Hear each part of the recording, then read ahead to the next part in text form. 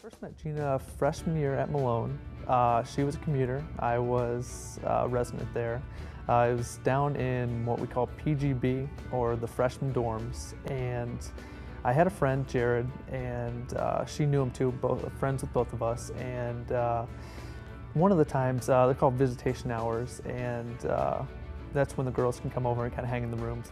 Well, how Kyle Bowers and I met was in my friend Jared's dorm room at Malone our freshman year at college.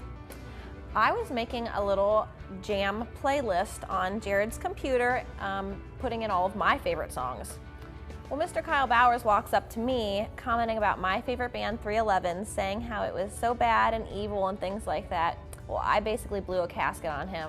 My first impression of Kyle was that I did not like him whatsoever. I thought he had a mean sense of humor, and I told all of my little friends not to be friends with him. When she's talking, she is so much louder than you think she was. So it's like literally this little girl is kind of running an entire room, talking to everybody, stuff like that. So that was kind of the first thing I saw. And then the other thing, I was kept looking at her. I was like, she's pretty good looking too. So I like that too. So that was kind of my first impressions of her. I have a lot of things I like about Kyle. After I got over not liking him, now I basically like everything about him. I like coming home after work and talking to him on the phone about social work stuff and him understanding and listening, and I think he'd be a very good social worker too. I like basically everything else about him, and I think the favorite thing I like is that he has a very good moral compass and he really loves the Lord, so that helped guide our relationship. Her pet peeve, when she laughs too much, she snorts. And that is kind of a little strange. But besides that, I'll take the snorting every once in a while. It's not too bad. I don't like when he bites his nails, but other than that, that's basically it.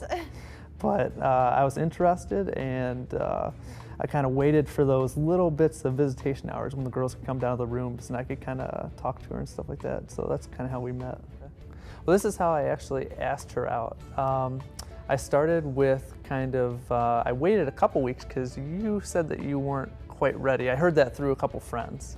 So I waited a little bit, and finally I couldn't take it anymore. So I finally asked you out February 26th. So what I did is I took her up to the hill at Malone. Just the romantic hill. Which is romantic, yeah, exactly. And I asked you out, and you kind of joked around for a little bit, but then she actually said yes, so that was good. So that was the best part of the night. Everything was great from there, and I went back to my dorm, everything was perfect, and then what happened? Well, I went back to my dorm because I had to study, we had things to do, and I started getting shooting pains all through my stomach, and I'm like, this is not good. I had my roommate at the time, Lauren. I said, please call my parents. I was in agony at the time on the floor, almost passed out. I said, Lauren, please call my parents. This is really bad. So Lauren called my parents, and they rushed there probably at 11 or 12 at night, the Monday before, right before school. And my parents take me to Altman Hospital. And it turns out my appendix almost burst. That was our first official day of dating. They sat there in the waiting room, and he got to meet my parents in the waiting room while they waited for 6 hours, which was wonderful, until finally I was allowed to have visitors. Unfortunately, I was all doped up on Vicodin, and so they come in, Kyle and my parents come in, and I'm in a nice robe, the backless robe's laying there. And at my best point, I would say, I went to lift up the robe and say, hey, Kyle, you want to see my scar? And he said, no, please stop. And this is at the point where I'm just like, this is too much hassle. I think if I just walked out, I don't think anybody would really notice. And then the next day, he took me back to school, and he took care of me the whole week. He carried me around like a little baby all week until I felt all better and was able to go back to class.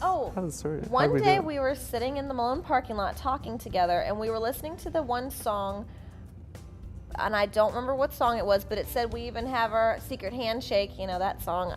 And then it's kind of boring at Malone. We have to kind of think up things. So then we made our own handshake. And are you ready? Yeah, I'm ready. Watch the microphone.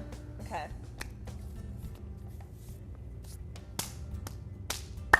Mwah. That's our handshake. And that took us 2 years to learn. Yes. I mean, other than the time it was our 1 year anniversary, I told him don't get me anything, and I worked for 8 months on a scrapbook for him. And I didn't get her anything. And then I gave him the scrapbook. Yep. That was the shining time. So that was basically it.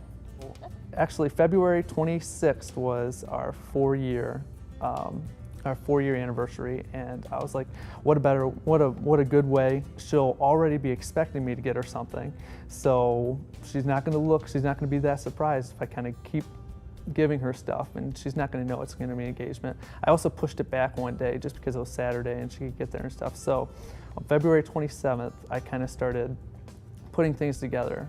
Her car is already sitting in the garage waiting for her. I had a GPS system that Kyle set up for me. She's good with driving, but directions isn't her strong point. So, Gina, by the way, I'm not gonna go with you on this, but go ahead, you're gonna be fine. She's like, what? And I was like, you can't ask me any more questions.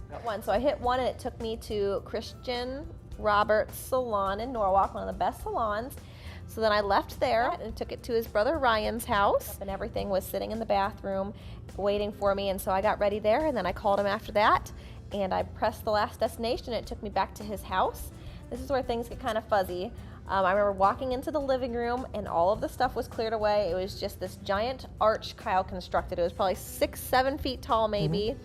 And he was there all dressed up, and I was all dressed up, and he told me to come to the arch, and I went to the arch. He met me at the arch, and then he said some things. That's what I don't remember. And then his little dog Reggie comes running in with a ring attached to her neck with a ribbon, and she's all dressed up. Her nails are painted to match mine. She has a little, I don't know, little sash or like a little, I don't know what you call it. I don't know what it was, like a just little something around. Dress or like bandana on that matched my dress. And then he got down on one knee and asked me to marry him, and I said yes, and then we had to almost strangle Reggie to get the ring off because she got so excited when she saw me. It was so cute. So we cut the ring off of Reggie's neck, and then he gave it to me. And then Well, welcome everyone. Now that you've heard our story, we just kind of want to say some things to our guests. Thank you all so much for coming today and spending our very, very special day with us. We are so happy that all of our favorite people are in the same place with us, and we get to share this day with you. We love you all, and we can't wait to see you momentarily. Mwah!